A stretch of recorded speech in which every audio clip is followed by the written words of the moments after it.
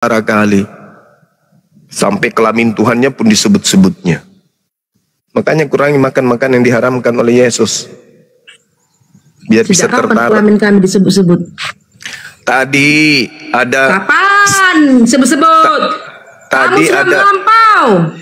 Tadi ada saudaramu naik ke sini nyebut-nyebut kelaminnya Tuhanmu Yesus. Itu nggak bagus. Kamu sudah melampau. Apa Tuhan yang saya lampau? Kamu. Memang, tapi Yesus tidak melihat saya. Saya berdoa. Yesus tidak melihat saya. Yesus tak melihat saya. Jangankan melihat saya, melihat pohon ara berbuah atau tidak aja Yesus nggak tahu. Tuhan melihat kamu juga. Tuhan yang mana? Tuhan yang mana? Ajak kamu. Tuhan yang mana? Tuhan yang mana? Tuhan yang mana? Tuhan yang mana yang aku maksud? Iya, jelas kalau Tuhan yang benar pasti melihat saya. Tapi kalau Tuhan palsu nggak mungkin. Kalau Tuhan yang palsu nggak mungkin. Saya sudah sering melihat kamu berkata-kata tentang Kristen. Kasihilah musuhmu katanya. Kasihi katanya ajar musuhmu. Kok naik ke sini kesurupan? Lagi haid. Lagi horny ya? Lagi horny. Hah? Naik ke sini emosi. Kamu suka-suka hati kamu menghujat orang Kristen. Kenapa? Mana sehujat orang Kristen? Mana? Kamu orang beragama, berakhlak. Mana yang saya hujat Kristen? Mana? Mana? Mana yang saya hujat di Kristen? Mana? Tunjukkan dong. Kamu punya malu sama sekali. Jangan cuma menuduh seperti kalian menuduh Yesus yang tidak-tidak. Mana buktikan kalau saya menghujat Kristen? Mana? Saya katakan kalian itu penipu. Berbicara Yesus. Kamu siapa? Kamu manusia biasa. Kitabmu bicara Allah. Bicara Allah. Kalian siapa? Kamu siapa? Kamu siapa? Kitabmu bicara Allah. Bicara Rasul. Kalian siapa? Kitabmu berbicara Alkitab. Alkitab. Kalian siapa? Agama dari barat pun belagu. Kamu masih makan obat kalau sakit, Juma. Emosi ini ya. Kamu masih sakit makan obat. Kamu nggak siapa-siapanya. Kamu jangan kena azab ya, Juma ya. Saya katakan kepada kamu saat ini. Yang kau sembah itu yang kena azab. Mati terkutuk. Digantung pula di pohon. Syarat dogma dari teologi ya. Tidak ada gunanya. Suruh aja pendetamu hadapi saya. Kamu manusia goblok sebenarnya. Ya nggak usah keluar. Ya kalau saya goblok kenapa kalian emosi? Kalau saya goblok kenapa kau emosi? Kenapa emosi? Siapa suruh gunakan istilah Islam di kitabmu? Siapa suruh? Coba agamamu itu kau kembalikan supaya nggak nipu-nipu agama kau itu. Suruh kembalikan istilah-istilah Islam di kitabmu itu. Ya, kenapa nggak layak faktanya kayak begitu? Saya umat Islam. Istilah kitab saya dicuri masuk ke dalam kitabmu. Nenekmu kiper. Makanya punya agama itu harus punya jati diri. Jangan taunya cuma mencuri. Kamu beragama tapi tidak bertuhan. Justru karena saya beragama, maka saya harus menjabarkan semua kebenaran itu. Yang salah tetaplah salah. Benar itu tetap benar. Kamu bertuhan. Yesus aja bertuhan kok. Kamu bertuhan, kamu malu. Kenapa saya harus malu? Menyatakan kebenaran kok malu? Yang menyatakan kesalahan dianggap kebenaran itu baru malu. Saya menyatakan kebenaran. Saya menyatakan kebenaran. Kenapa saya harus malu? Kenapa saya harus malu? Kenapa saya harus malu menyatakan kebenaran? Tidak sehat kalian. Kenapa nggak sehat? Kau yang punya agama nggak sehat. Agamamu yang nggak sehat. Kitab sucimu, kitabmu yang kau anggap suci itu yang nggak sehat. Agamamu yang tidak sehat. Agama warisan penjajah itu yang tidak sehat. Paham kau? Apa urusanmu? Apa urusanmu? Kau ambil itu. Kitabmu itu kau kembalikan ke dalam bahasa Yunani. Jangan kau pakai bahasa Islam. Tinggal di Indonesia.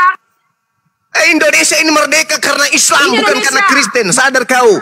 Justru Kristen yang menjajah Indonesia, asal kau paham. Kristen yang menjajah Indonesia, kau paham? Dan yang memerdekakan Indonesia itu adalah Islam. Ngerti kau? Makanya jangan horny malam-malam kayak gini. Horny itu sama suamimu, jangan di sini. Kalau saya goblok, saya jadi Kristen, paham? Kalau saya goblok, saya pasti kayak kau. Jadi Kristen saya.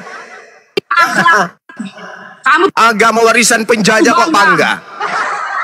Agama warisan penjajah kok bangga. Sakit hati kau kan? Sakit hati kau kan? Karena kebenaran itu memang pahit. Mau kayak mana? Kebenaran itu pahit. Saatnya kau merenungkan. Kau itu mengikuti agama warisan penjajah. Ya sama, kau siapa mengatur-ngatur saya? Kau siapa ngatur-ngatur saya? Mengajari orang. Kau renungkan itu, kau punya agama itu agama warisan penjajah itu. Kau renungkan aja itu agamamu. Itu agamamu itu agama warisan. Warisan siapa? Bukan neraka saja, Grace. Naik marah-marah dia. Ngamuk-ngamuk.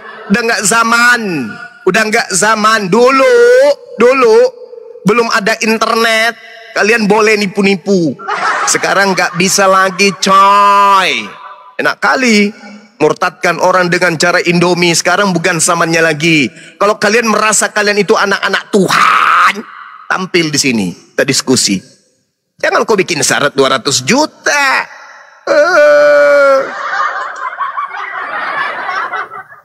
Berhadapan dengan umat Islam itu uji ajaran kasih.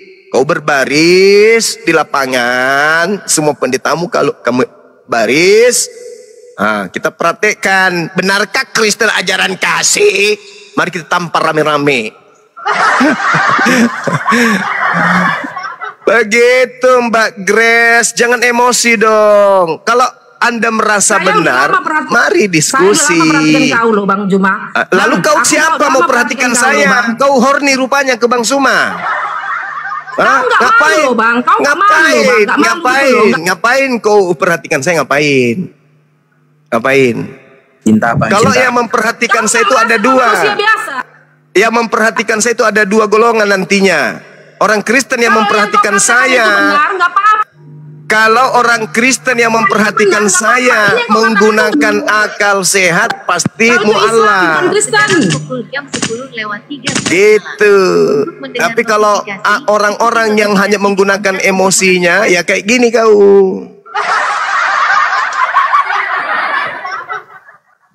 Oke. Kita sapa dulu Denny. Gak usah dilayani orang gila. Denny, selamat malam Denny Ritonga. Kristen Muslim. Bang Ritonga, Denny, kalau lagi sakit jiwa jangan naik komal bu, berobat dulu.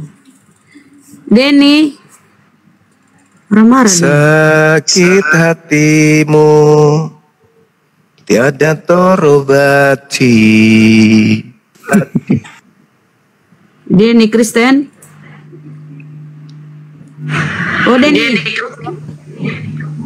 Astagfirullahaladzim. Kristen Pak Denny. Piringnya ini pecah semua Bang Juma. Gimana? Piringnya atum ini yang barusan pecah semua, ngomel-ngomel. Ini langsung ini gitu semua ya di awal-awal. Dari awal maksudnya. Masuk tantrum semua. Lanjut. Gak usah Denny marah-marah Kristen, lah. Juliana Kristen. Karena kita nggak pernah takut. Saya khususnya, saya nggak pernah takut sama kalian. Apa yang marah-marah? Nggak takut. Saya pun nggak takut sama mereka. Diskusi aja. Kabur. Yang salah diluruskan. Kalau ada yang salah, toh kalian ajaran kasih katanya. Saking kasihnya itu, ditampar pun kalian itu jangan membalas, malah harus kasih pipi yang kiri. Ini belum apa-apa udah tantrum.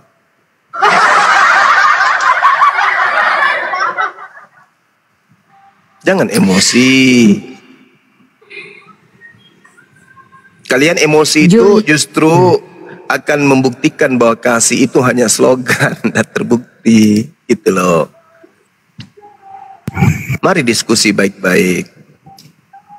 Karena berlaku kaidah di Islam illal ladzina zalamu minhum, kecuali terhadap orang-orang yang zalim di antara mereka.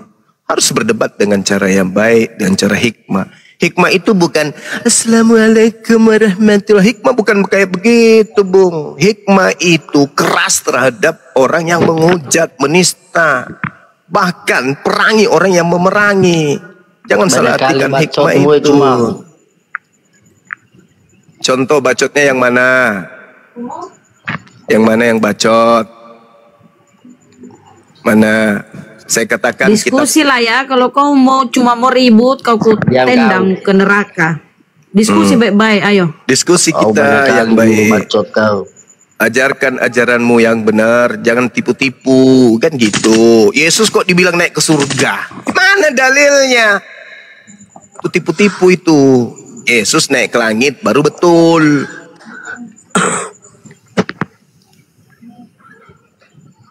Orang orang perginya di pohon dibilangnya ke sungai.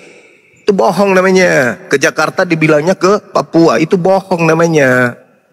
Orang ke langit kok dibilang ke surga? Piye? Kalian tidak sadari itu. Karena secara terstruktur dan masif terencana kalian itu digituin sama tokoh-tokoh kalian sendiri. Yesus naik ke langit, bukan ke surga. Itu aja udah salah fatal itu. Kalian ngamuk-ngamuk. Gak perlu marah-marah karena saya gak akan takut sama kalian. Gak perlu. Baik-baik aja nih kita. Gak usah ngamuk. Udah terbiasanya kita hadapi kayak kalian itu. Kalau enggak rame-rame nggak mana ada. Kalau mau satu-satu malah berani kalian. Kalau keroyokan baru. Carlos, silakan. Apa yang kau sampaikan? Diskusi. Ayo. Santai, santai ya. Jangan emosi. Santai, santai. Katanya kalian anak-anak Tuhan. Masa anak Tuhan kayak setan? Nenek ngamuk sini. Anak setan. Cengol-cengol salah. Enggak, maksudnya teman-teman kau itu nenek kayak orang kesurupan. Coba diskusi yang baik. Bertanya, kita jawab. Habis itu kalau siap ditanya kita tanya. Kalau enggak siap ditanya ya enggak. Kami juga enggak nanya kalau memang enggak siap. Karena saya tahu kalian pengetahuan Bibelnya masih minim. Termasuk pendeta-pendeta kalian.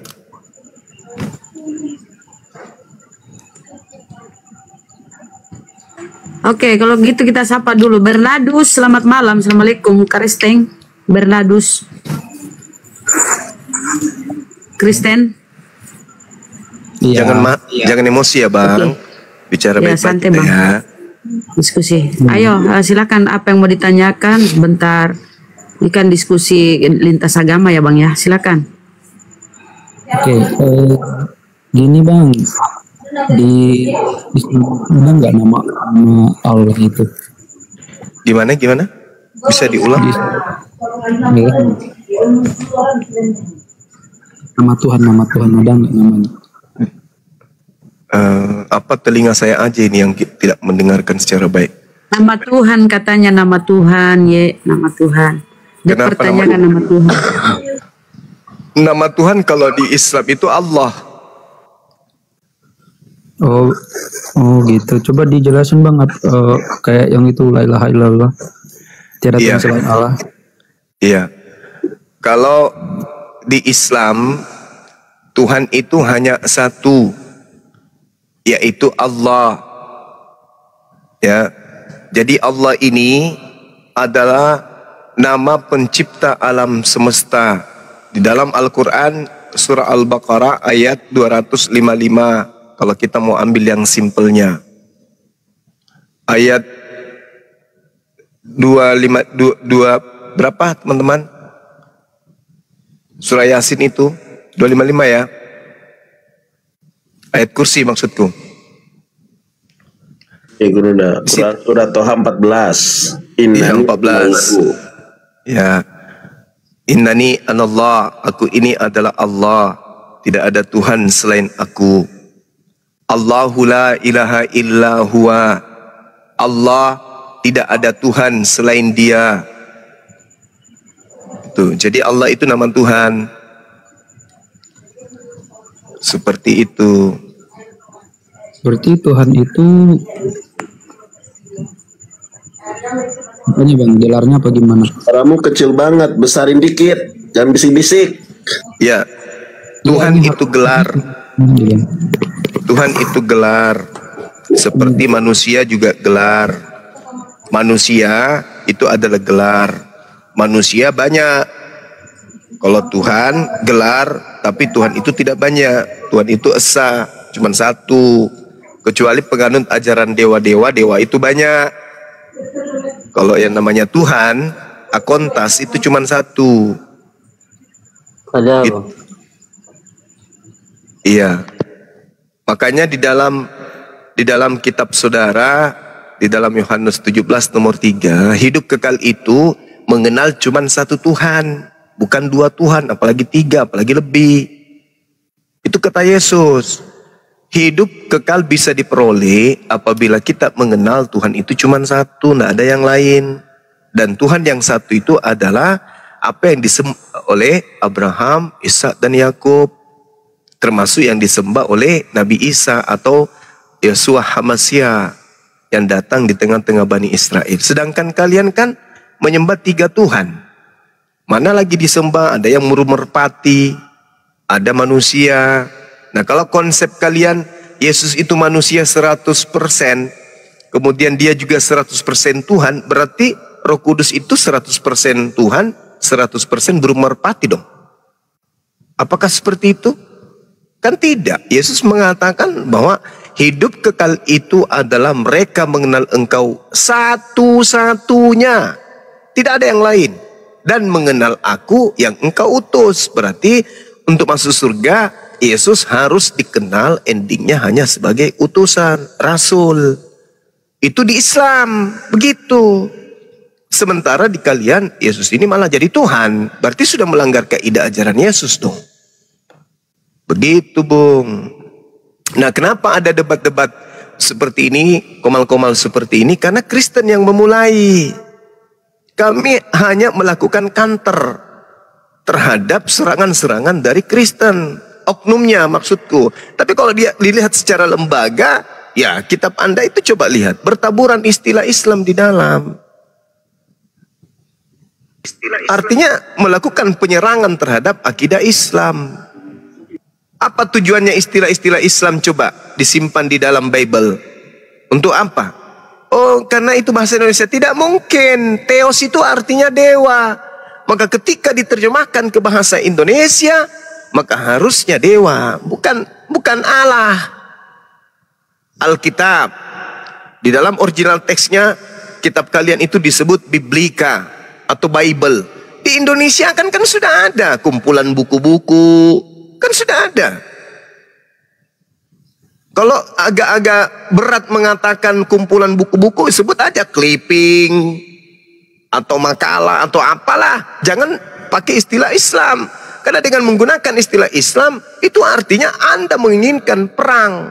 Perang dalam arti kata, perang logika, perang ilmu pengetahuan tentang apa yang termaktub di dalam Kristen dan yang termaktub di dalam Islam. Dalam hal ini kitab suci, kitab yang kita masing-masing anggap suci gitu loh. Coba lihat terjemahan Islam, Al-Quran. Ada nggak istilah Kristen di dalam? Tak ada, satu pun.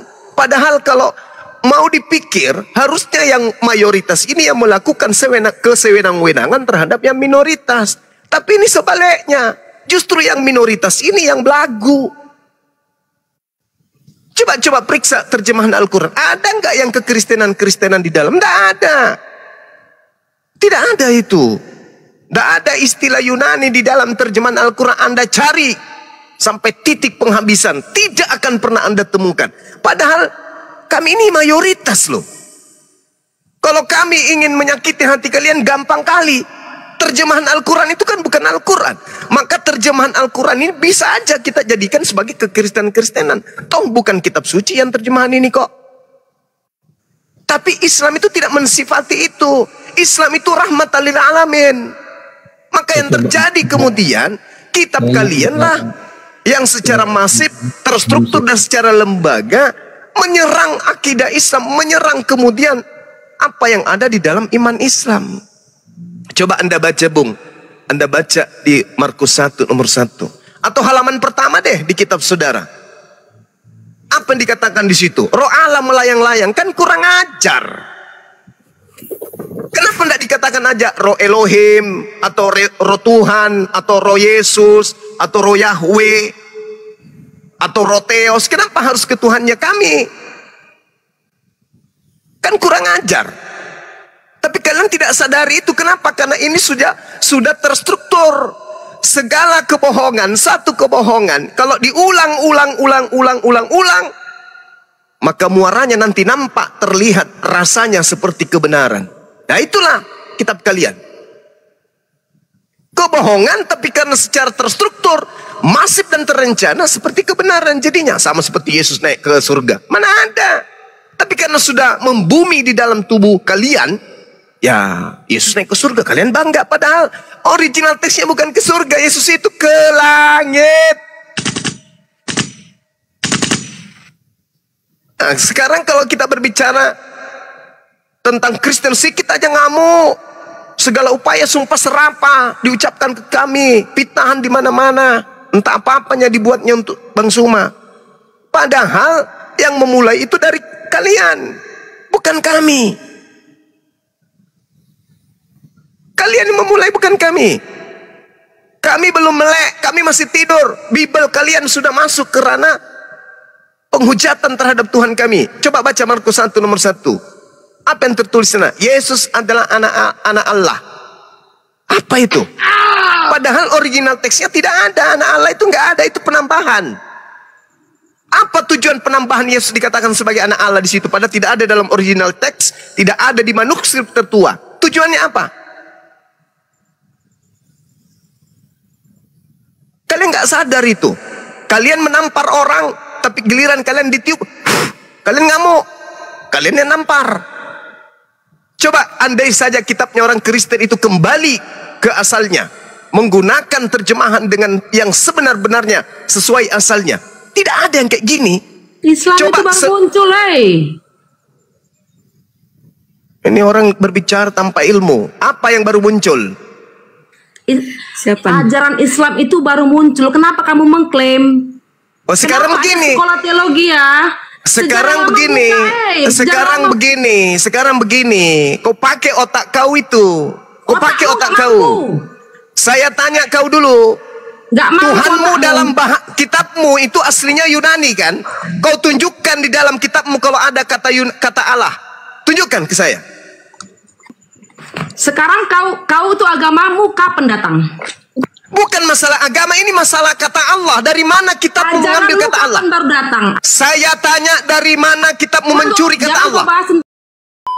Bu, kitabmu ketika masuk ke Indonesia ini diterjemahkan ke dalam bahasa Melayu, barulah mencuri kata Allah. Paham di situ, Bu? Ya. Oke, yang membawa kitabmu ke Indonesia itu, Bu, orang Jerman dan orang Belanda. Di kitabnya orang Jerman tidak ada kata Allah. Di kitabnya orang Belanda tidak ada kata Allah. Nanti masuk ke Indonesia baru ada kata Allah. Dari mana mengambil kata Allah? Dari Al-Quran, Bu. Pahami itu. Kristen memang lebih dulu. Karena Yesus memang mengatakan bahwa angkatan jahat, penyesat, antikristus, itu memang seangkatan dengan Yesus. Memang Kristen harus lebih dulu. Yang namanya angkatan jahat, yang namanya penyesat, penyembah bintang timur, antikristus, memang harus lebih dulu dari Islam. Islam datang untuk mewaraskan sang antikristus ini gitu. Gak usah kau naik ke sini kalau ilmu gak ada, gak usah. Gak usah kau naik ke sini kalau nggak ada ilmu, nyakitin aja Kristen yang lain. Kamu turun aja, nggak ada ilmu percuma. Mending sekarang kau bersihkan ketek kau itu untuk suamimu. Jangan kau naik ke sini, nggak ada ilmu. Mulut kau. Turun aja. Grace, turun aja, turun. Yang bau mulutnya itu ya makan babi, makan anjing, itu yang bau mulutnya, itu pasti. Mau kau makan babi, biar sekarang kalau kau, Carlos, saya tanya kau, kamu kalau habis makan babi mulutmu bau apa? Kau mau nggak? Biar aku beli samamu, biar aku. Nggak, aku tanya samamu, kamu kalau habis makan babi mulutmu bau apa? Mau nggak? Ku tanya samamu sekarang, kau malu kan? Kira-kira kalau kau habis makan babi mulutmu bau apa? Bau apa mulutmu habis makan babi? Habis makan babi mulutmu bau apa? Bau gak bener babi? Malu? Kau nggak malu itu mulutmu bau babi setiap hari? Kau nggak malu itu? Bau keringatmu bau babi, kau nggak malu? Apa nggak bosan itu mulut itu berkoar-koar? Apa nggak malu keringatmu bau anjing? Keringatmu bau babi, nggak malu? Babi. Dah turunin. Yang tidak ada ilmu turunin. Turunin. Kita di sini tidak bukan untuk menghina dan menghujat, ya. Karena kita juga punya mulut, kita juga punya otak, kita punya nafsu, kita punya emosi. Belum pernah ada yang mengalahkan saya kalau mau kata-kata kayak gitu. Sudah Bang. Ya, silakan. Malam Bang Cuma. Iya, malam. Assalamualaikum warahmatullahi wabarakatuh. Waalaikumsalam warahmatullahi wabarakatuh. Diskusi yang baik aja kita diskusi. Kristen Bale. Oke, lanjut Bang ini. Yang masalah itu kan bukannya Al-Quran dulu Allah itu kan ini ya gelar ya Bang ya. Tapi emang kalau Allahnya orang Islam sama Kristen kan punya beda Bang, nggak sama. Loh, nggak ada Allah di Kristen tuh nggak ada. Mana ada? Dari mana asalnya kata Allah ini di Kristen? Dari mana asalnya? Dari mana Kristen Indonesia ambil kata Allah itu dari mana? Coba Bang tunjukin kata Allah itu bukan bahasa Indonesia. Itu nama Tuhannya umat Islam yang mayoritas di negara ini sehingga dia membumi kita dengarkan setiap hari. Sehingga orang Kristen memanfaatkan kata itu masuk ke dalam Bible dan dipakai secara serampangan pada tempatnya. Ketahuilah itu, Bung. Tuhan kamu itu siapa dulu? Itu dulu. Tuhan kalian itu siapa? Dalam bahasa Yunani itu nama Tuhanmu apa? Theos kan, kawan-kawan. Sekali lagi saya sadarkan kalian, nama sembahan kalian itu Theos.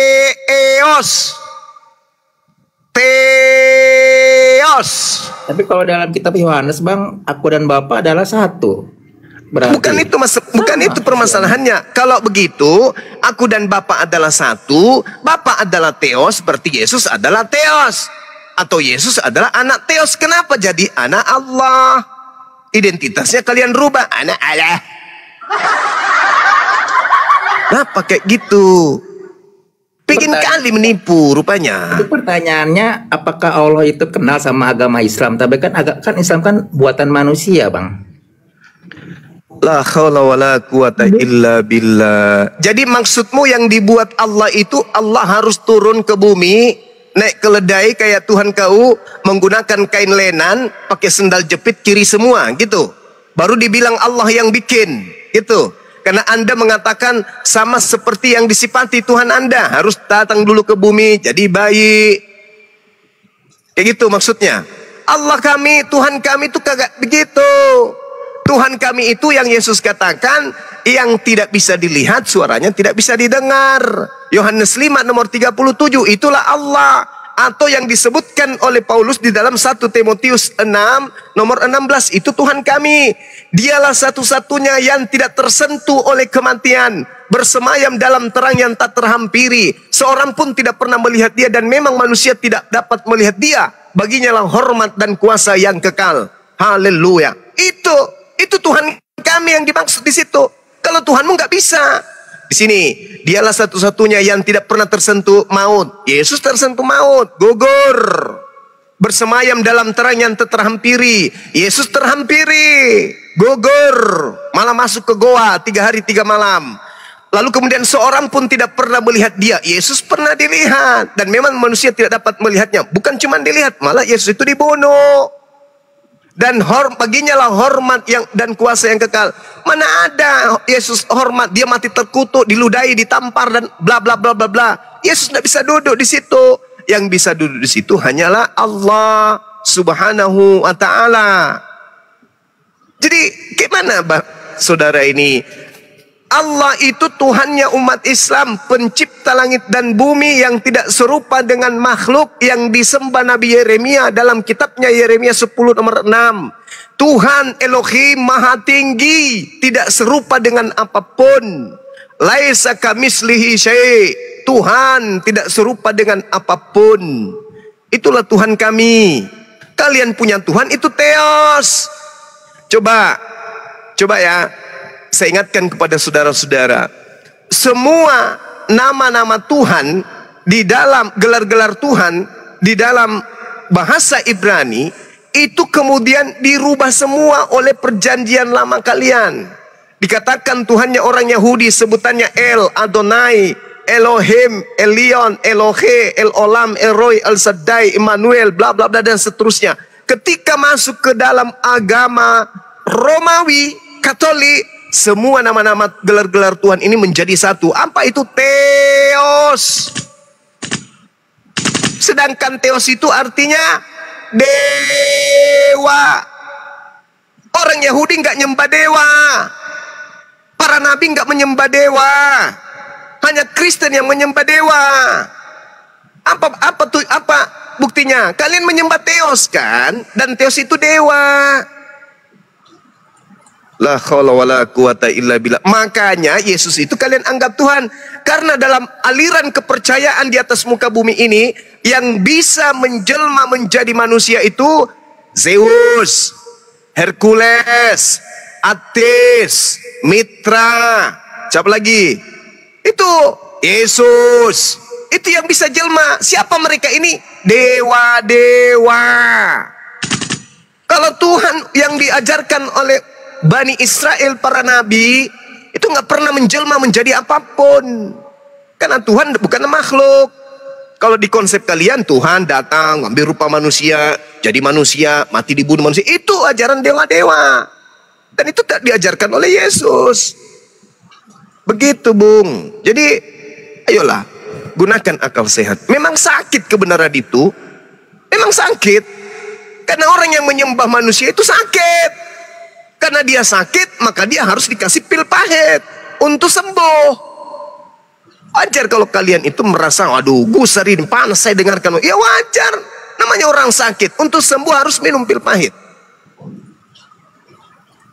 Jangan marah, ditanyai, jangan. Siapa suruh? Coba, kami tidak mengganggu Hindu. Kami tidak bukan mengganggu. Kami tidak mendebat Hindu, tidak mendebat Buddha. Kenapa? Karena mereka tidak usil kepada agama kami. Tapi kalau Kristen usilnya setengah mati. Usilnya setengah mati. 90% istilah Islam ketika berbicara mengenai prinsip keyakinan itu masuk ke dalam Bible-nya Kristen Indonesia daripada istilah Yunani. Coba tunjukkan istilah Yunani yang ada dalam Bible sekarang di Indonesia ini. Ada nggak? Tak ada. Yang ada semuanya istilah Islam yang masuk. Apa ini namanya? Coba, apa itu namanya? Masuklah kata syafaat, masuklah kata ilham, masuklah bla bla bla segala macam masuk di dalam kitab saudara. Ini apa kitab kayak begini? Kenapa tidak gunakan istilah-istilah yang bersumber dari asalnya? Coba. Kenapa harus menyamakan diri dengan Islam? Untuk apa? Bukankah agama Kristen ini lebih dulu? Bukankah agama Kristen ini adalah ajaran roh-roh kudus, katanya, anak-anak Tuhan? Kenapa meniru kepada Islam yang katanya Islam ini ajaran yang tidak benar, tapi kok ditiru? Kalau Kristen ini agama benar, jangan meniru. Dudukkan perkara agamamu sesuai dengan aslinya, sumbernya. Di dalam kitabmu ada kata haram. Dari mana ambil kata haram? Ada kata halal. Dari mana ambil kata halal? Ada kata kalimat, ada Injil. Ya, ada nafas, ada nafsu, ada saleh, ada jemaah, ada kafir, ada kata salib. Dari mana istilah itu semua? Kenapa tidak gunakan bahasa Indonesia murni? Kenapa harus menggunakan bahasa Quran? Ada kata malaikat, ada kata wahyu, ada kata iman, ada kata imam, ada kata awal, ada kata akhir. Awal kan ada bahasa Indonesianya, permulaan. Akhir ada, penghabisan. Kan adanya. Kenapa harus masuk senggol-senggol Islam? Sehingga ketika umat Islam angkat bicara, kalian meradang, kalian merasa tersakiti, kalian merasa dihujat. Padahal kalian yang memulai, kalian yang menyerang akidah kami, kalian yang menembak secara nyata, fakta, real. Kami juga butuh tenang, kami juga mau beragama dengan tenang. Tapi mungkin mana tenang? Kau lihat itu komalnya si CP, kau lihat itu komalnya kiamat. Lihat semua komal-komal penghujat kalian itu. Kami ada rupanya bahas-bahas Bible dan kami pelintir-pelintir. Hah? Ada? Nggak ada. Kami apa adanya. Yang kalian baca itulah yang kami terapkan. Nggak ada itu, Bung. Jadi tolonglah ya. Umat Islam ini kurang apa lagi terhadap kalian, coba. Umat Islam ini kurang apa lagi? Kalian dikasihi, kalian disayangi, diayomi, dilindungi. Tapi apa kelakuan kalian? Ke kami apa? Harusnya ketika kalian tahu Allah Tuhan kami tidak beranak, tidak diperanakkan, punyalah perasaan sakit. Janganlah kau katakan Yesus itu anak Allah. Kalian juga adalah anak-anak Allah. Janganlah, please, saudara. Kalau kita tidak mau ada perdebatan kayak begini, sederhana bukan? Bukankah Kristen itu ajaran benar? Katanya. Bukankah Kristen itu ajaran dari Roh Kudus? Katanya. Bukankah kalian itu adalah anak-anak Tuhan? Katanya. Bukankah kalian itu adalah orang yang menyembah kepada Tuhan yang betul-betul Tuhan? Katanya. Bukankah kalian lebih dulu daripada kami? Katanya. Bukankah kalian ini orang-orang yang sudah dijamin surga? Katanya. Bukankah Yesus kalian sudah ada di surga? Katanya. Terus kenapa harus niru-niru Islam? Jadilah kalian itu sebagai cahaya di tengah-tengah kami. Jangan sebaliknya. Harusnya kalau agama kalian itu kalian yakini agama benar, maka yang bercahaya, yang bersinar bukan Allah, bukan Allah, bukan Allah, tapi yang bersinar itu adalah Theos. Theos malah disembunyikan. Yahweh disembunyikan. Kenapa rupanya itu disembunyikan? Lalu yang dimunculkan Allah. Ada apa dengan saudara-saudara kita ini? Ya, jadi wajarlah kemudian ketika kami menyiapkan diri, menyiapkan waktu, mari kita diskusi secara akademik, secara ilmiah, kita buka data. Jangan justru kita membuka data dianggap penghujat. Contoh, saya mengatakan kalian penyembah bintang timur. Lalu bintang timur menurut tradisi Yahudi, bintang timur itu adalah yang mereka sebut Helal bin Zakar. Siapa mereka itu? Di KJP disebut Lucifer. Lucifer itu Ra itu adalah yang jahat. Yang jahat itu Evil. Evil itu iblis. Kenapa pula kami yang dikatakan salah? La haula wala quwata illa billah. Kurang sabar apa lagi coba umat Islam di negara kita ini? Ayo. Coba Anda lihat, buka Dinda Yonatan, boleh enggak sekali lagi, Dek, minta tolong, Dek. Gurunda. Mohon maaf nih, guru saya minta tolong. Markus 1, Dek, buka, Dek. Markus 1 nomor 1. Coba kita lihat nih, siapa yang menikam sebenarnya di Indonesia ini? Terkait agama ya. Siap, Markus 1. Negara kita ini kan aman. Markus 1. Sebenarnya kita ini aman-aman saja. Ini hanya dialog lintas agama saja. Supaya kita itu bisa tahu mana yang benar, mana yang hak, mana yang batil. Sebenarnya umat Islam ini ngangkat bicara karena apa? Karena mereka menyerang atau karena mereka bertahan? Kami membuka ini karena kami bertahan. Akidah kami dirongrong oleh kalian yang minoritas ini. Coba, itu apa tuh? Anak Allah kan? Inilah permulaan Injil tentang Yesus Kristus anak Allah. Allah ini siapa? Tuhannya umat Islam. Coba buka original teksnya. Ada nggak anak Allah di situ? Ada, saya bacakan ya Gurunda ya. Arketou evangelio Yeso Kristo Yueo Toteo. Teo. Itu Toteo artinya anak dewa kan? Dewa, betul. Nah, sekarang ini terjemahan Indonesia ke Yunani. Coba masuk ke dalam original teks yang sesungguhnya. Ada nggak anak Theos di situ atau anak Allah? Nggak ada. Coba buka yang ini deh, yang paralel, versi paralelnya. Bisa nggak?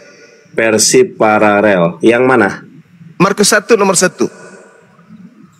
Paralel. Oh, sebentar. Saya nggak harus. Oh, sebentar ya, Gurunda ya. Saya buka di sini dulu. Yang Alkitab Sabda ya? Iya, betul. Jadi kami itu cuman bertahan. Bertahan dengan penuh kesabaran.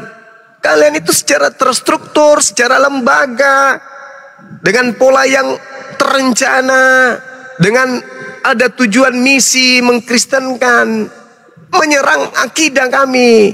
Untung saja Islam ini rahmatan lil alamin, sehingga kami ini tidak melakukan perlawanan secara frontal. Coba Anda lihat ini. Nih. Bisa-bisanya Yesus disebut anak Allah, padahal di terjemahan di orinya nggak ada anak Allah, itu nggak ada. Coba Dinda, coba ke bawah. Coba dibesarin supaya saya bisa baca. Dibesarin. Yang versi mana Gurunda? Coba lihat aja. Kodeksnya di bawah angka berapa yang menuju kepada anak Allah? Ada nggak? Nggak ada. Nggak ada. Nggak ada. Coba dibesarin lagi. Anak Allah mana? Dibesarin lagi. Ada nggak kodeksnya situ? Nggak ada. Ini murni penambahan dan sifatnya ini hanya ada di Indonesia. Nggak ada ya? Nggak ada. Coba mana? Nggak ada. Terjemahan lama pun tak ada. Kalau yang lain kan ada tuh 5547 kan yang terakhir. Iya betul. Nggak ada. Ini anak Allah nggak ada. Anak Allah tambahan ya. Tambahan. Apa tujuannya itu? Apa kalian nggak sadar betapa kami sakit dengan keadaan itu? Kalau Ya, yang para lain ulama, ada nih. ya, para ulama itu nggak memahami sampai ke sana, karena mereka fokus kepada umat. Tapi kami yang paham tentang Bible, mau sampai kapan coba? Mau melakukan penyerangan kayak gini? Ini serangan secara masif, terstruktur dan terencana, menambah-nambahkan kata Allah. Andai saja penambahannya di situ anak dewa, atau anak Theos, atau anak Yahweh, atau anak Bapa, ya tidak ada masalah. Ini sudahlah tidak ada original teksnya. Ditambah pula, sudah ditambah pakai kata Allah pula di situ. Ya Allah ya Karim. Iya, kalau hari ini masih ada yang tersadarkan umat Islam yang mau memperhatikan kayak begini. Tapi kalau besok-besok saya teman-teman apologet keluar tiba-tiba dar, lalu siapa yang menyadarkan generasi berikutnya? Umat Islam siapa yang menyadarkan anak-anak mereka lagi? Sementara serangan itu muncul nyata, fakta, bukan sembunyi-sembunyi, tapi terencana dan punya tujuan akhir. Apa itu? Kristenisasi. Saudara-saudara Kristen kan tahu umat Islam itu nama Tuhannya Allah. Nama Tuhannya itu Allah, tidak diperanakkan, tidak beranak. Tiba-tiba tega-teganya mengatakan Yesus itu anak Allah. Tega-teganya coba. Tega-teganya. Bukan kami yang menyerang kalian, kami bertahan. Sudah berapa puluh tahun ini terjadi? Sudah berapa puluh tahun ini terjadi? Sehingga banyak orang yang dimurtadkan dengan pola-pola yang kayak begitu. Jadi bukannya saya marah dalam arti kata memang benci, enggak, tapi ada unsurnya. Orang Hindu mana ada pernah kami bahas kitabnya di sini. Orang Buddha mana ada pernah. Kenapa? Karena mereka punya jati diri, mereka punya harga diri, mereka malu untuk menjadikan agama orang sebagai tameng agama mereka. Mereka malu. Tapi kalau kalian saudara-saudara Kristenku, kalian punya malu enggak menggunakan kata Allah? Ala anak, ala bapa. Apa itu? Mau enggak juga kalian kami sebutkan Yesus Brahma, Yesus Krishna, Yesus Siwa? Mau enggak? Kan enggak enak toh? Karena Yesus itu adalah sosok atau Tuhan yang kalian anggap, yang kalian sucikan, yang kalian muliakan. Kok tiba-tiba di dalam kitabnya Yahudi, di dalam kitabnya orang Hindu dikatakan Yesus Brahma dan Yesus Krishna dan Yesus Siwa. Pasti kalian berontak juga kan? Loh kok Yesus bawa di sana? Dikatakan Yesus Krishna, Yesus Brahma. Kalian pasti marah.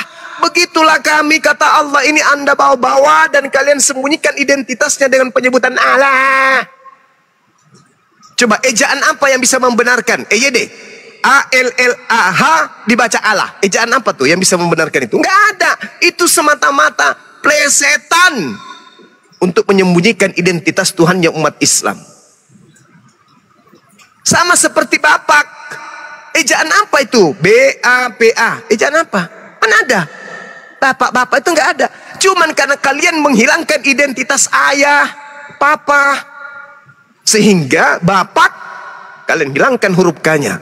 Bukan saya mau menggurui, tidak, itu fakta. Itu kurang huruf K itu. Cuman karena supaya identitas bapak, ayah ini hilang, rasa kemanusiaan itu hilang, maka diganti bapak. Tolonglah saudara-saudara. Ya, kita jujur. Saya memang keras, tapi keras itu bukan mau menghujat, bukan mau menista, menyatakan yang benar-benar. Menyatakan yang salah itu salah. Coba Anda perlihatkan terjemahan Islam Al-Quran yang kekristenan ada enggak? Tak ada. Kalau sekiranya kami mensifati sifat seperti yang kalian sifati, maka semua istilah-istilah Isa, supaya kalian bisa menjadi Kristen, menjadi Islam, maka Isa kami ganti Yesus. Apa susahnya? Coba, toh terjemahan juga kami gunakan Yesus. Kira-kira, wa isqalallahu Isa bin Maryam, kami terjemahkan, dan berkatalah Yesus anak Maria. Bisa kan? Ada yang larang? Tidak ada yang larang. Kalian pasti sakit gigi kalau Islam juga melakukan sifat seperti kalian yang jahil ini.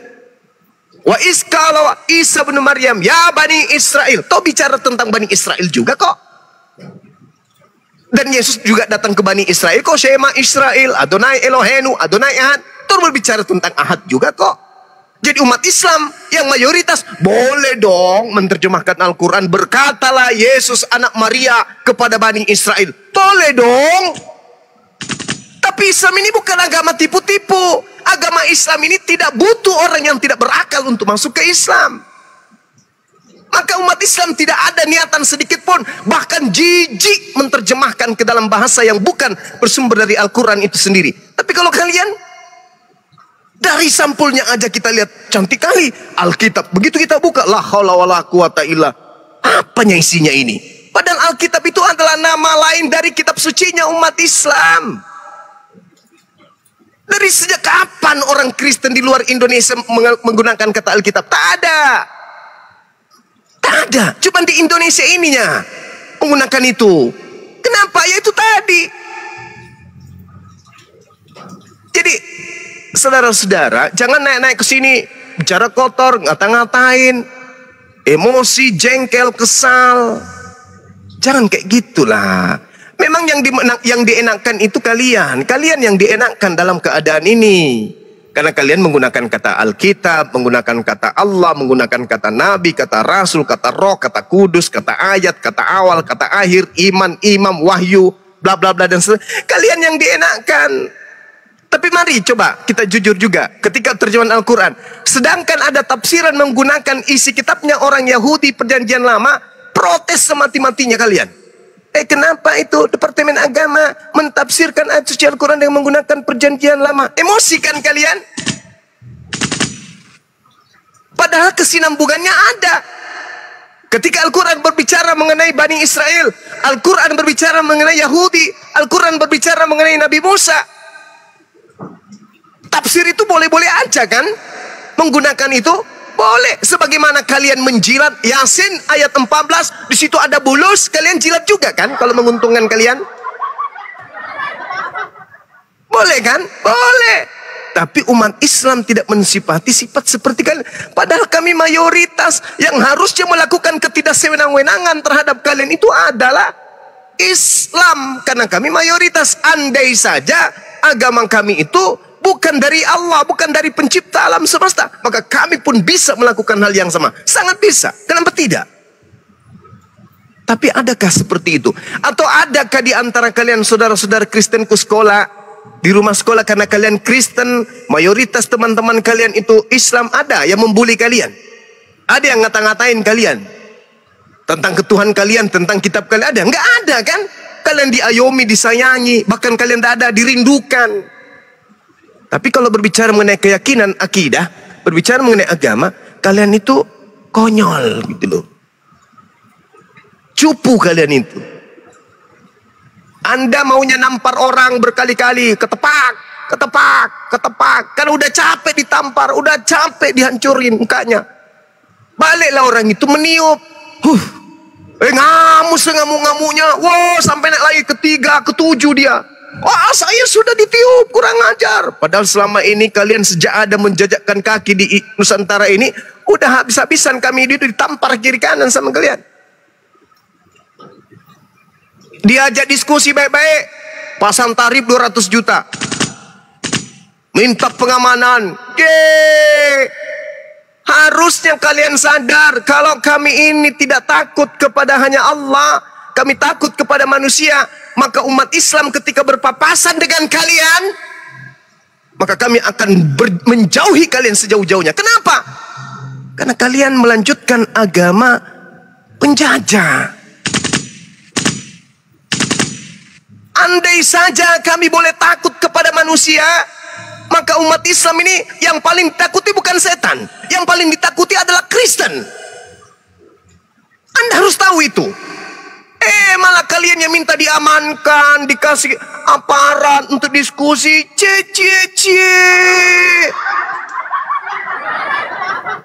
Aneh. Andai saja umat Islam itu takutnya boleh kepada manusia, maka kami paling takut bila berpapasan dengan orang Kristen di jalan. Kenapa? Dari segi minumannya saja kami udah takut, apalagi makanannya. Semua bisa dimakan. Kami takut sama kalian. Tapi karena kami takutnya hanya kepada Allah, EGP. Sekarang justru diajak baik-baik berdiskusi ilmiah, minta tarif 200 juta per orang. Wah, ingin rasanya berdahak lemparkan ke matanya. Belagu kali, minta diamankan, minta pengamanan aparat. Macam umat Islam aja yang membuat kuburan 40.000 jiwa tersebar di Nusantara ini. Benar-benarlah kalian ini manusia cuplis, manusia cupu. Paling merasa paling kasih, dan kami adalah agama yang paling keras. Hebat kali. Justru sekali lagi saya ulang, ini ketiga kalinya. Andai saja umat Islam itu diizinkan takut kepada manusia, maka kami setiap berpapasan melihat orang berjalan dengan menggunakan kalung salib, maka kami akan lari sekencang-kencangnya dari kalian. Takut. Takut kami. Takut. Benar-benar takut kami itu sama kalian. Tapi sayangnya yang harus ditakuti itu hanya Allah. Siapa yang gak takut sama kalian? Kapal selam aja sekiranya bisa direbus kalian makan. Takutlah kami. Jadi jangan lebay lah ya teman-teman. Kalau mau berdiskusi, Bang Suma pasang badan. Diskusi tentang Al-Quran ayo. Diskusi tentang Bible ayo. Janganlah naik-naik emosi, ngamuk, maki-maki. Seakan-akan kau yang paling benar, seakan-akan tersakiti. Akulah yang paling jahat. Kalian agama alamak. Untung umat Islam itu rahmatan lil alamin. Sampai sekarang kalian masih bebas menggunakan istilah-istilah Islam itu dalam kitab kalian. Cobalah, berpikirlah, renungkanlah saudara-saudaraku. Original teks kitab saudara itu menggunakan bahasa Yunani. Maka kalau Anda jujur, cobalah kemudian terjemahkan bahasa Yunani itu ke dalam bahasa Indonesia kita dengan jujur. Jangan masuk ke Islam. Masuknya lari malah ke jadi Al-Quran. Saya curiga nanti 50 tahun ke depan Bible itu sudah ada bismillah di depannya. Bismillahirrahmanirrahim. Jangan bilang boleh jadi kayak gitu nanti. Ujung-ujungnya yang disembah anak orang. Kan begitu. Ya, saya kira itu dari saya ya, saudara-saudara, khususnya yang naik tadi ngamuk-ngamuk di sini, yang ngamuk maki-maki segala macam sumpah serapah. Ya, bersyukurlah ya ada dari kami umat Islam ini yang mau mengingatkan gitu. Ya, karena Tuhan itu Maha Pengasih, Maha Penyayang. Anda mungkin berkata kami agama yang benar karena kami setiap ibadah berdoa ada usaha, pasti kemudian usaha kami itu sukses. Kami berdoa hati kami adem. Kami kemudian ke tempat ibadah mendengarkan lagu-lagu rohani, kami menangis, kami begini. Artinya Tuhan kami lah yang benar. Bukan begitu cara poin mengetahui Tuhan yang benar, sembahan yang benar itu yang mana. Kenapa? Karena semua agama mengalami itu. Orang Hindu ketika ke tempat ibadahnya, orang Buddha ketika tempat ibadahnya, orang Islam ketika ke tempat ibadahnya. Semua begitu. Mereka meraung-raung, menangis.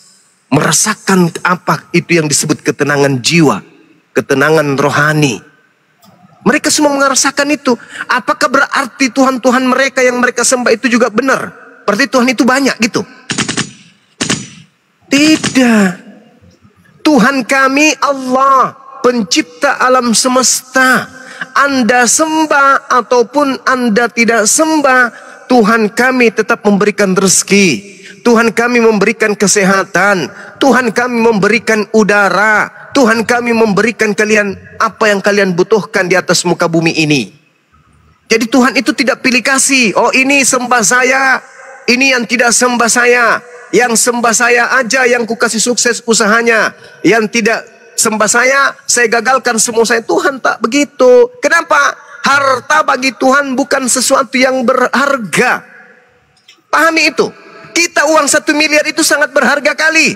Tapi Allah Subhanahu wa taala itu hanya sampah bagi Allah. Tak ada artinya sama sekali. Maka kalau Anda berusaha mendapatkan keuntungan 1 miliar, lantas Anda mengatakan Tuhan Anda benar, itu ditertawakan oleh orang yang sehat. Ambillah dunia, ambil semuanya. Tapi ingat kata Allah, innal ladina kafaru min ahlil kitabi wal musyrikina fi nari jahannam. Ambil. Kalian punya usaha sukses, tertawalah kalian. Beli mobil, beli rumah, beli pulau, beli apa yang bisa kalian beli, pesawat sekalipun, silakan. Dan Anda masuk ke dalam iman yang mengatakan, oh Tuhan saya benar, Tuhan, silakan aja. Tanpa Anda pedulikan teriak akal sehat Anda itu. Teriak akal sehat Anda itu. Kok bisa ya? Kok bisa ya? Ada kok Tuhan cupu kayak begini ya? Teriak Tuhan kalian itu. Teriak akal sehat kalian itu. Yang sudah lama dikebiri. Ya, jadi ayolah teman-teman, kita berdiskusi dengan sehat, diskusi dengan baik. Berdiskusi dengan baik. Umat Islam itu mana ada yang tidak mau berdiskusi dengan baik? Pasti mau berdiskusi. Jangan lagi bikin syarat. Diskusi kita, buka kamera. Diskusi kita, PK. Apa yang kayak gitu? Bukankah yang disampaikan di sini adalah wahyu? Firman Tuhan katanya. Firman Tuhan dengan mulutmu itu sudah cukup. Dan telinga orang yang mendengarkan itu sudah cukup. Bukan mau melihat muka, bukan mau melihat gigi, bukan mau melihat bibir. Atau rasul-rasul nabi-nabi kita tidak pernah lihat, ajarannya kita tenteng hari ini.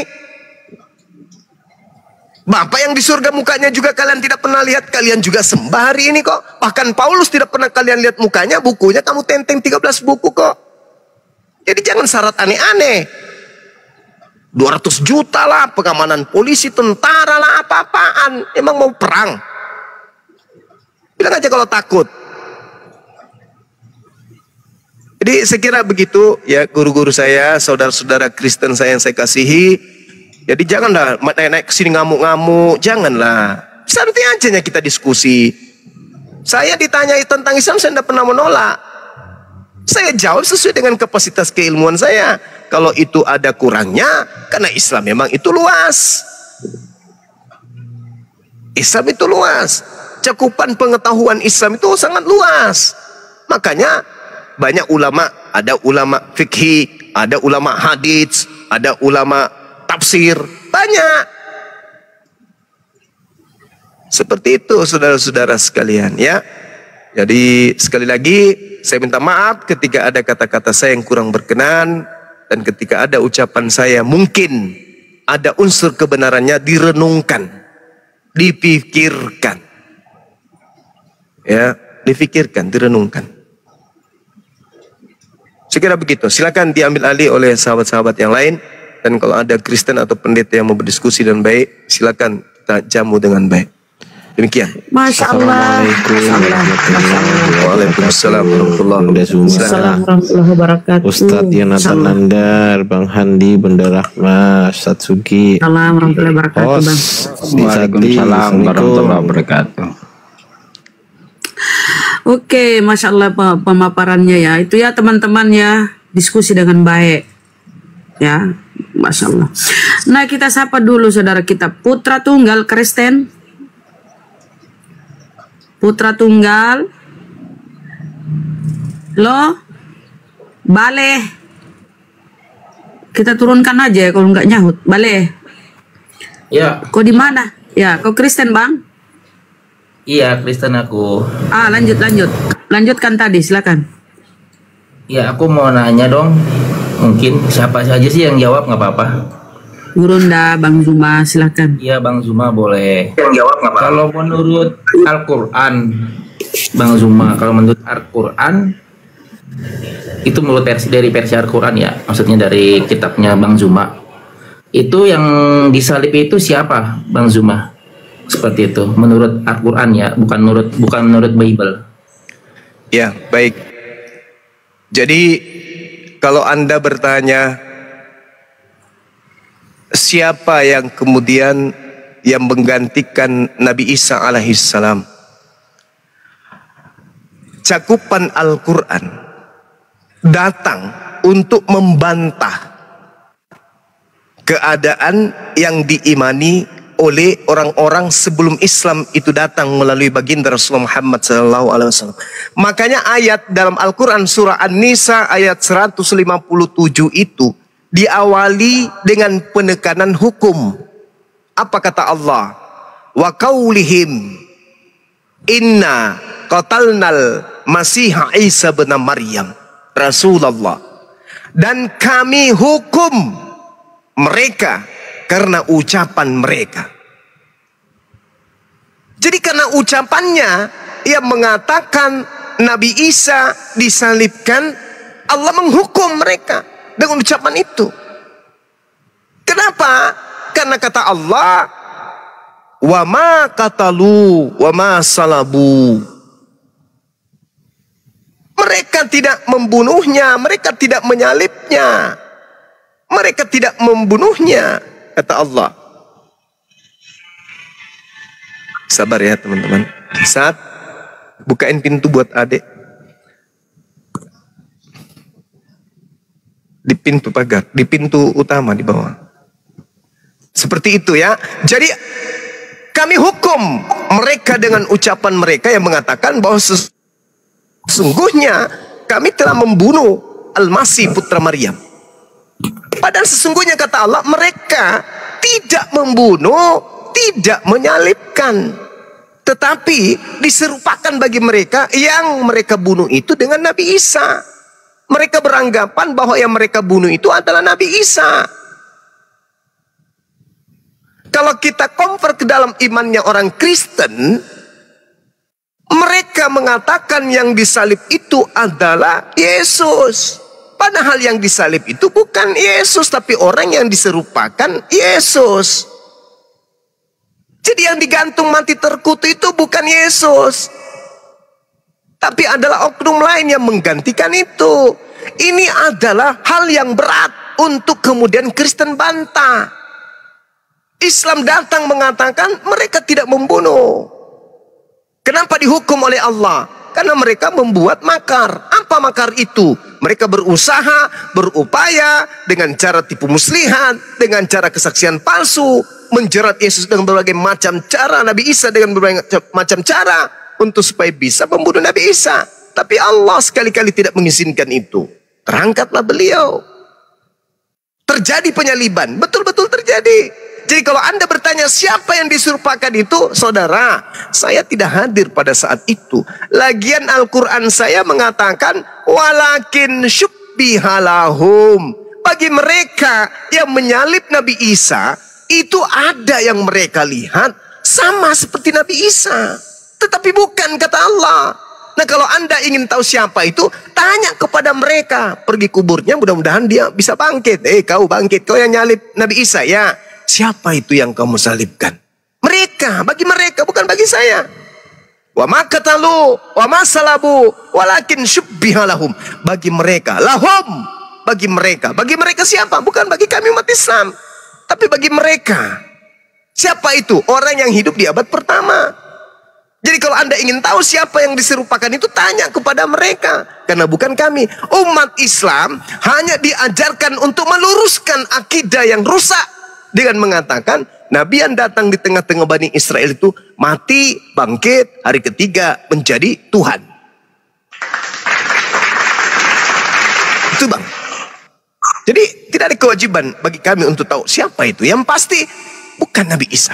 Nah kalau kita mau meluruskan, kita menggunakan koridor yang ada hari ini, maka yang diselamatkan kemudian terangkat ke langit adalah Nabi Isa. Anda bertanya, siapa yang menggantikannya? Yesus. Itu jawaban saya.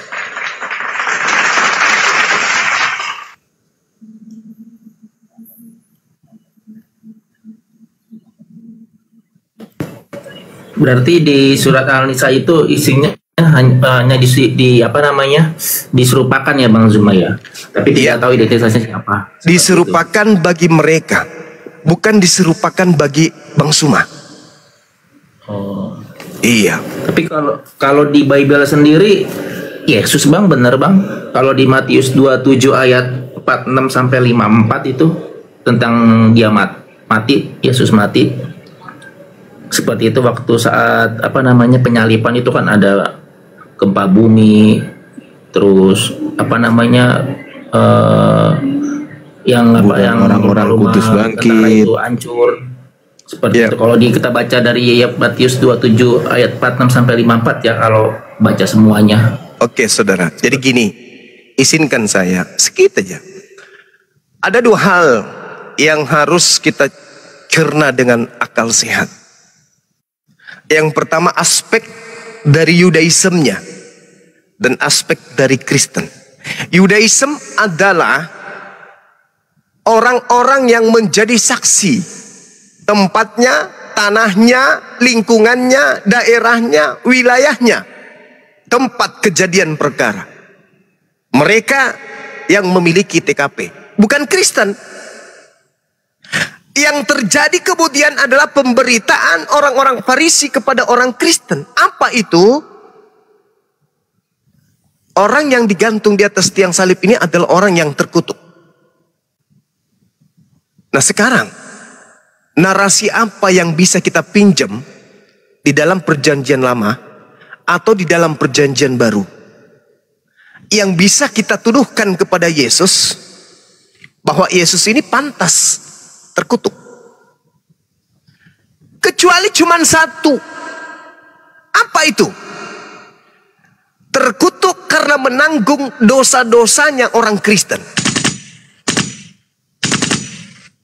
Emang ada? Emang ada pengajaran dari Tuhannya orang Yahudi begitu? Emang ada ajaran kayak begitu dari para nabi? Bahwa dosa yang dilakukan oleh orang itu bisa ditanggungkan ke orang lain? Emang ada ajaran itu? Orang Roma mencuri, orang Roma berzina, orang Roma membunuh. Ada yang membunuh kedua orang tuanya, ada yang memperkosa anak kandungnya sendiri, ada yang membunuh saudaranya sendiri. Terhapus dengan sendirinya. Oleh karena ada yang menanggungnya gitu. Itu maksudnya. Tak ada pola itu Bang. Tak ada pola itu. Makanya dua aspek ini harus dipahami.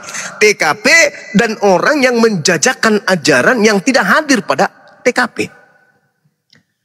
Sesederhananya kemudian kita mengkaji materi ini adalah, mampu tidak orang Kristen ini menunjukkan salah satu dosa Yesus yang bisa menyebabkan dia mati terkutuk di atas tiang salib? Kira-kira apa dosanya Yesus? Karena Paulus tidak teliti menurut saya. Kenapa tidak teliti? Karena dia masih menunjuk kepada perjanjian lama. Sebab Kristus telah terkutuk. Di Galatia 3 nomor 13, sebab Kristus telah mati terkutuk, Kristus telah menebus kita dari kutuk hukum Taurat dengan cara mati terkutuk, sebab ada tertulis bahwa terkutuklah orang yang mati di atas tiang salib. Coba. Salah dia. Kenapa? Karena ketika dia mengatakan ada tertulis, maka satu-satunya rujukan harus merujuk kepada mana? Ulangan 22. Ulangan 21. Cuman ke situ, ulangan 27. Gak bisa tidak. Jadi mau kayak mana ceritanya? Kalau dikatakan ada tertulis, di mana tertulis? Cari. Ternyata yang terkutuk ini menurut yang tertulis adalah orang yang digantung dikarenakan telah melakukan dosa besar yang setara dengan hukuman mati. Tolong saudara-saudara Kristen, jujur kepada kita. Apa dosa yang Yesus lakukan yang setara dengan hukuman mati? Kalau ada dosanya yang setara dengan hukuman mati, selesai kita. Bubar kita, bubar. Bang Suma bubar. Saya turun sekarang ini juga. Apa dosa Yesus yang setara dengan hukuman mati? Yang pantas kemudian mendapatkan hukuman itu dikarenakan dia memiliki dosa yang sepadan dengan hukuman mati. Apa kira-kira? Ada? Nggak ada bang dosanya mah. Tak ada, berarti yang mati terkutuk di gantung di tiang salib ini siapa?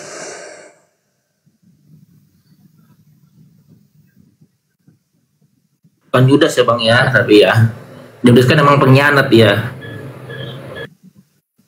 Bukan Yudas, oke. Bukan Paulus, oke. Bukan siapa-siapa, oke. Tetapi Yesus katanya, buktikan mana dosa Yesus yang sepadan dengan hukuman mati. Tak ada. Jadi yang mati tergantung di atas salib ini dengan cara terkutuk ini siapa? Karena Paulus sendiri memberikan kerangka berpikir kepada kita, kerangka informasi kepada kita, sehingga kita bisa kemudian memahami dengan benar bahwa yang mati terkutuk harus sesuai dengan apa yang tertulis. Yang tertulis mengatakan apa? Jadi apabila ada orang yang dihukum mati dikarenakan melakukan dosa yang sepadan dengan hukuman mati, janganlah engkau biarkan mayatnya semalam-malama di atas tiang. Sebab orang yang dikutuk oleh Elohim, coba, Elohim yang mengutuknya, dikarenakan orang ini telah melakukan dosa yang sepadan dengan hukuman mati.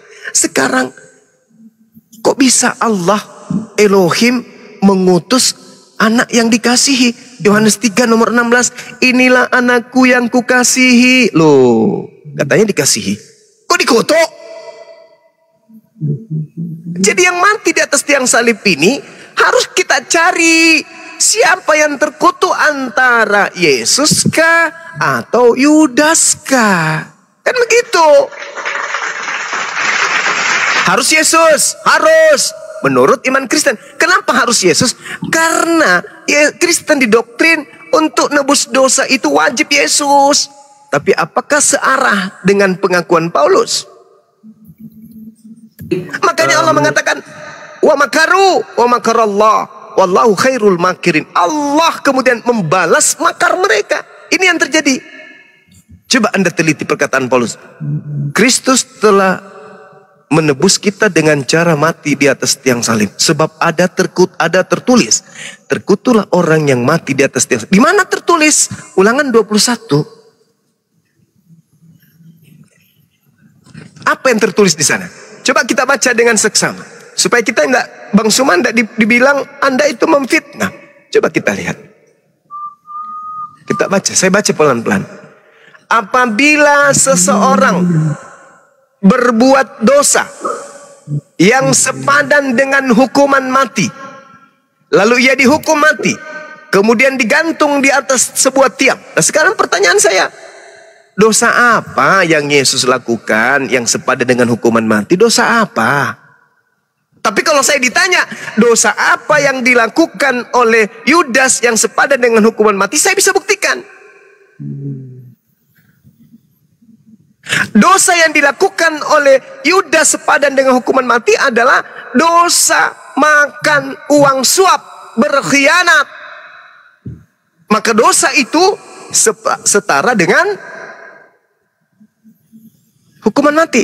Contoh, coba kita lihat di Ulangan 27 nomor 25. Pantas tidak Yudas di situ? Kita lihat. Terkutuklah orang yang menerima uang suap untuk membunuh seseorang yang tidak bersalah, dan seluruh bangsa itu harus berkata amin. Yudas pantas tidak terkutuk? Pantas kan? Kan Paulus mengatakan, terkutuklah orang yang ada di atas tiang salib, sebab ada tertulis bahwa terkutuklah orang yang ada di atas tiang salib. Terkutuk. Kenapa dia harus terkutuk? Karena dia melakukan dosa yang setara dengan hukuman mati. Apa yang setara dengan hukuman mati? Makan suap. Terkutuklah orang yang menerima suap untuk membunuh seseorang yang tidak bersalah. Di mana tertulis itu?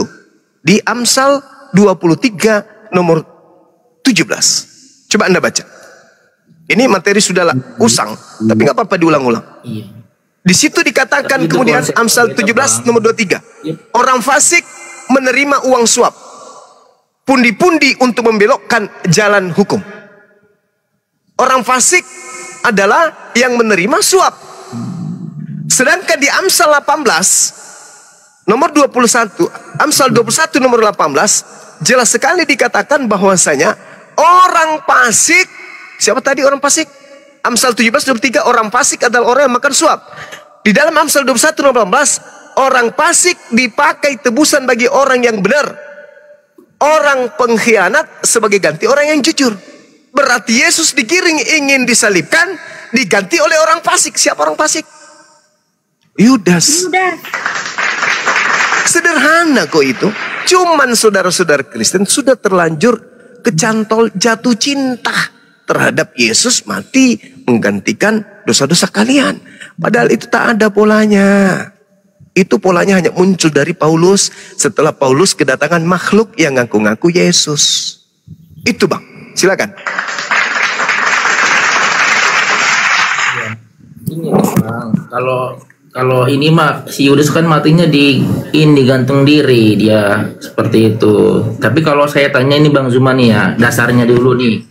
Tujuan Yesus itu datang ke dunia itu untuk apa Bang? Kalau menurut versi Bang Zuma seperti Saudara, antara Nabi Musa dengan Yesus itu jaraknya kurang lebih 1400 tahun. Taurat datang kepada Nabi Musa ketika nabi-nabi besar, nabi-nabi kecil diutus ke tengah-tengah Bani Israel. Yang menjadi perjanjian baru Tuhan kepada mereka Taurat. Bukan kitab Yeremia, bukan kitab Daniel, bukan Ulangan dan seterusnya, tapi Taurat. Maka Yesus datang menggenapi hukum Taurat yang datang ke tengah-tengah Bani Israel melalui Nabi Musa. Menggenapi artinya melengkapi, menyempurnakan. Coba Anda baca dalam Matius 23 nomor 1, nomor 2, nomor 3 sampai nomor 36. Anda baca runut ke bawah.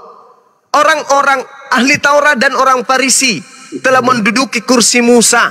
Dengarkanlah perkataan mereka, tapi jangan kau mengikuti perbuatan-perbuatan mereka, sebab mereka mengatakan sesuatu tetapi mereka tidak melaksanakan. Inilah tujuan Yesus datang. Makanya dikatakan apa? Aku diutus hanya kepada domba-domba yang sesat dari umat Israel. Kenapa mereka sesat? Karena meninggalkan hukum Taurat. Apa buktinya kebenaran Bang Suma? Baca Kisah Para Rasul 21. Bagaimana Paulus bertaubat dari mengajarkan ajaran pembatalan terhadap hukum Taurat. Paulus bertaubat. Coba Anda baca Kisah Para Rasul 21. Bagaimana Paulus kemudian bertaubat ketika dia kembali kepada Yerusalem. Anda baca dari data nomor 15-nya sampai data nomor 26. Paulus bertaubat dari mengajarkan ajaran pembatalan hukum Taurat. Bertaubat dia. Bahkan Paulus melakukan persembahan kurban. Padahal katanya Kisah Para Rasul 21 nomor 15 sampai nomor berapa? Nomor 27, nomor 26. Adik-adik sekalian, Jenderal Nathan, kalau saya hilap tolong diluruskan. Kisah Para Rasul 21 nomor 15 apa 28? Nomor 15 sampai nomor 26. Oh, sampai 26 ya. Iya. Itu Paulus bertaubat dia dari mengajarkan ajaran pembatalan hukum Taurat. Artinya Yesus datang betul menggenapi. Makanya dalam Lukas 6:17, lebih mudah langit dan bumi lenyap daripada setitik dari hukum Taurat itu batal. Bahkan kalau Anda lihat pengakuan Yesus dalam Matius 5 nomor 19, miris loh itu Bang. Apa kata Yesus? Barang siapa yang meniadakan hukum Taurat, meskipun yang paling terkecil, dan mengajarkan kepada orang lain, maka dia akan menempati tempat terhina dalam kerajaan langit. Kerajaan langit, tempat terhina itu apa namanya? Neraka. Itu kata Yesus. Nah sekarang orang Kristen melalui pengajaran Paulus, apakah masih ada hukum Taurat di dalamnya? Tak ada lagi. Apa buktinya tak ada? Efesus 2 nomor 15. Dengan matinya Yesus di atas tiang salib, Yesus telah membatalkan hukum Taurat beserta semua perintah yang ada di dalamnya. Makanya Yesus mengatakan, angkatan jahat ini minta sebuah tanda, dan tidak akan diberikan satu tanda apapun kecuali tanda Yunus. Sebab Yunus 3 hari 3 malam dalam perut ikan, demikian juga anak manusia 3 hari 3 malam dalam perut bumi. Itu untuk angkatan jahat. Maka angkatan jahat ini pada hari ketiga, anak manusia harus bangkit. Makanya yang percaya kebangkitan anak manusia itu adalah angkatan jahat. Petrus percaya enggak tentang kebangkitan? Murid-murid 11 orang ini percaya enggak? Enggak. Di mana dalilnya? Markus 24. Ada, baca dari data nomor 9, runut ke bawah. Murid-murid Yesus yang asli tidak percaya tentang kebangkitan hari ketiga. Enggak percaya. Baca. Baca itu. Markus berapa, Bang? Lukas 24, sorry. Ya, Lukas. Coba Anda baca Lukas 24. Apakah murid-murid yang percaya? Tidak, tidak percaya. Kita baca data nomor data nomor 9 sampai data 12. Tolong ada adik saya, guru saya di sini, diingatkan saya. Dan setelah mereka kembali dari kubur, mereka menceritakan kepada ke-11 murid tentang apa yang mereka lihat di pemakaman, bahwa jasad anak manusia itu nggak ada lagi di kuburan.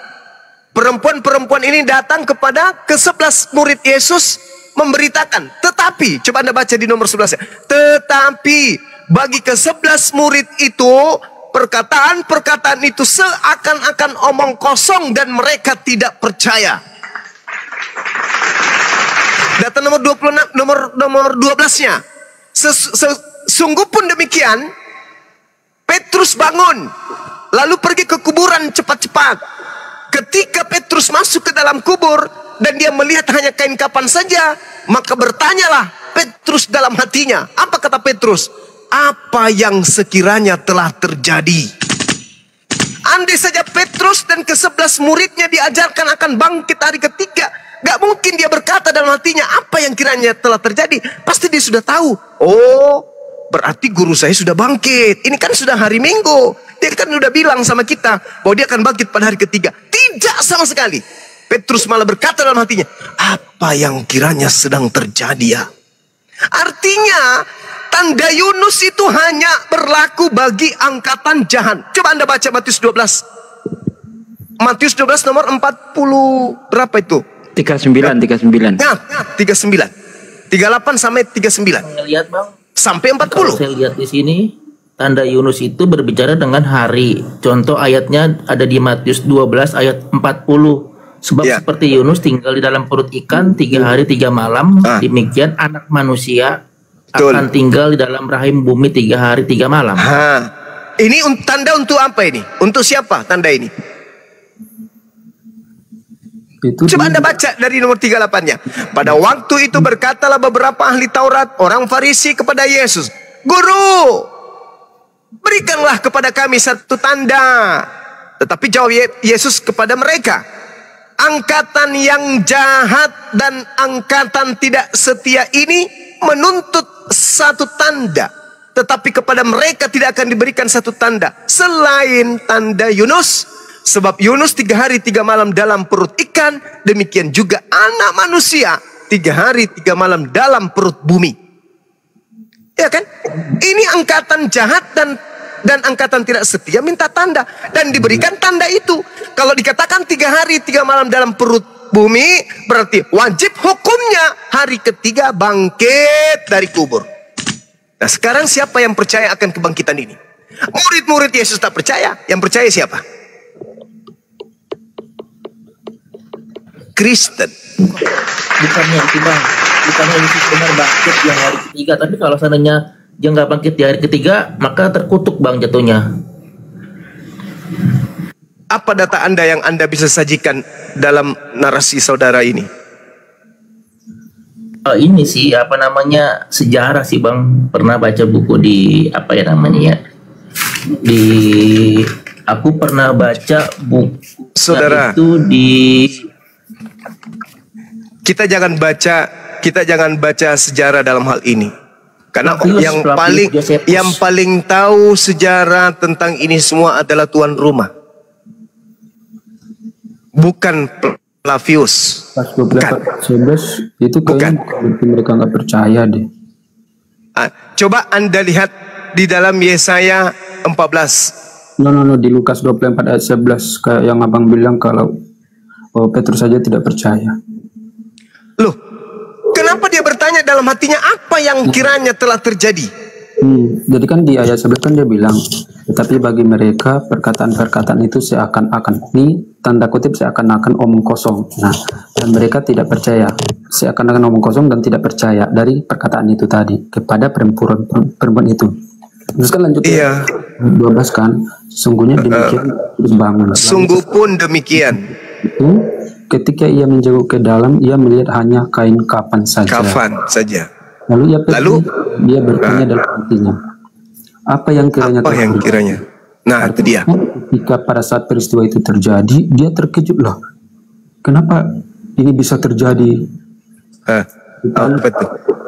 Ya bukan berarti dia nggak percaya, tapi karena dalam hatinya ketika itu peristiwa itu terjadi, terkejut. Oh, kenapa ini bisa terjadi? Kenapa ini terjadi? Loh, kenapa masih bertanya kalau dia sudah diajarin sama Yesus bahwa hari ketiga saya bangkit?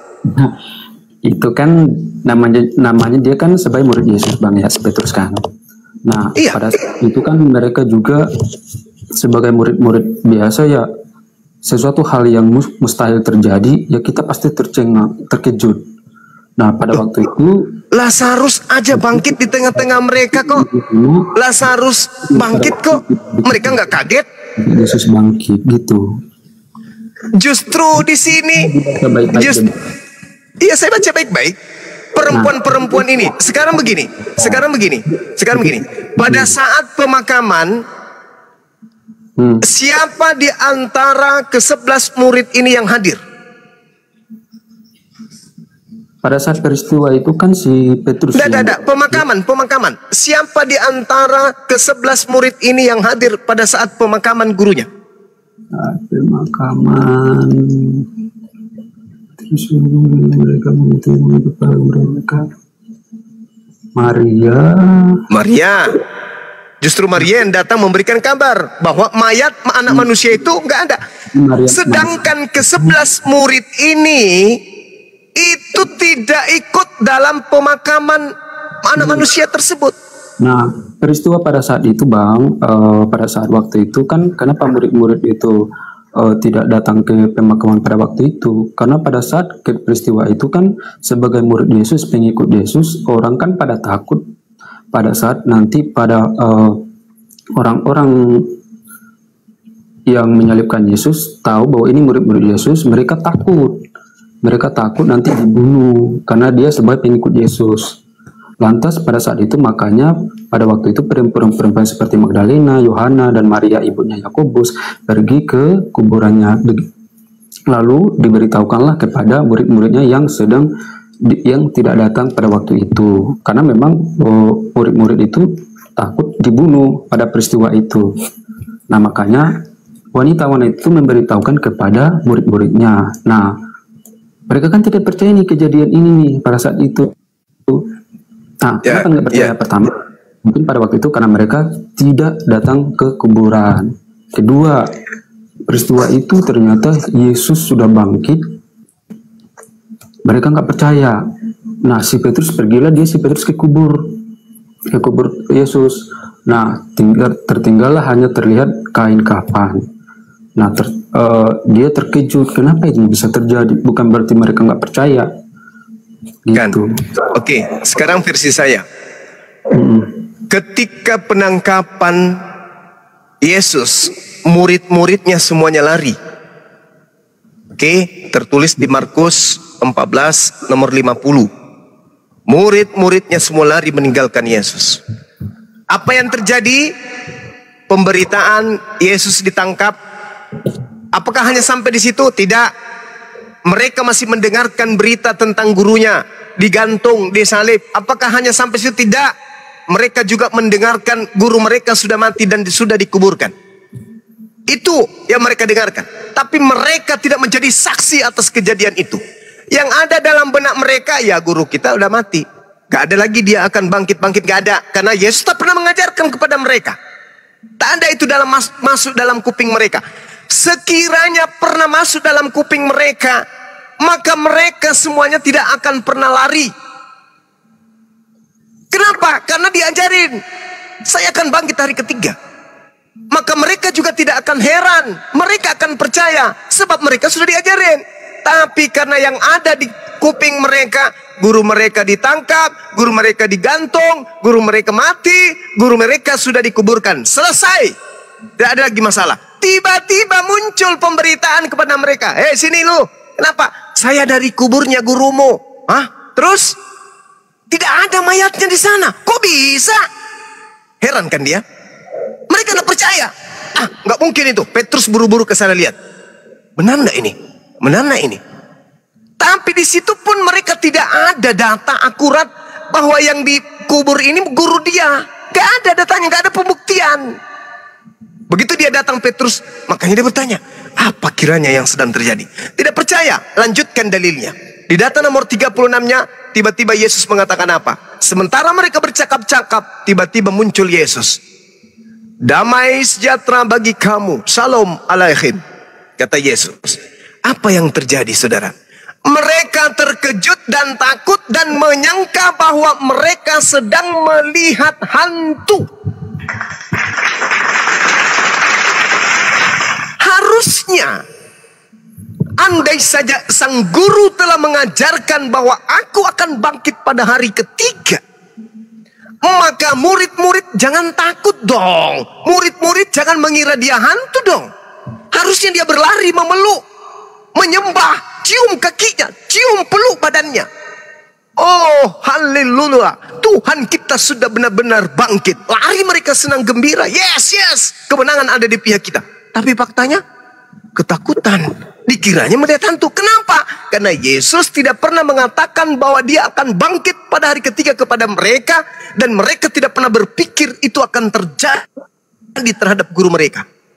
Maka bangkit hari ketiga tidak berlaku pada murid, berlakunya kepada angkatan jahat.